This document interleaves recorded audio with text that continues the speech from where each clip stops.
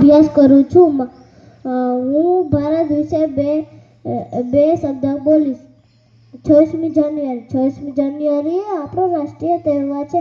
15 August 1947ના દિવસે આપણો દેશ આઝાદ થયો. ત્યારબાદ દેશનું બંધારણ ઘડવા માટે એક સમિતિની રચના કરવામાં આવી. તેના અધ્યક્ષ ડોક્ટર બાબા સાહેબ આંબેડકર હતા. આ બંધારણ 6 જાન્યુઆરી 1950 રોજ અમલમાં આવ્યું.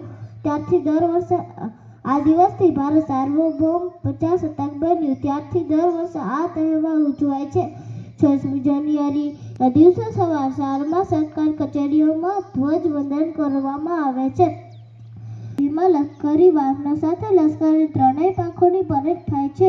તેની સાથે જુદા જુદા રાજ્યોની વિકાસની તેમજ સાંસ્કૃતિક ઝાંખીઓ પણ બતાવવામાં આવે છે. શાળાઓમાં રેડિયો અને ટીવી પર દેશભક્તિના ગીતો અને કાર્યક્રમો રજૂ કરવામાં આવે છે.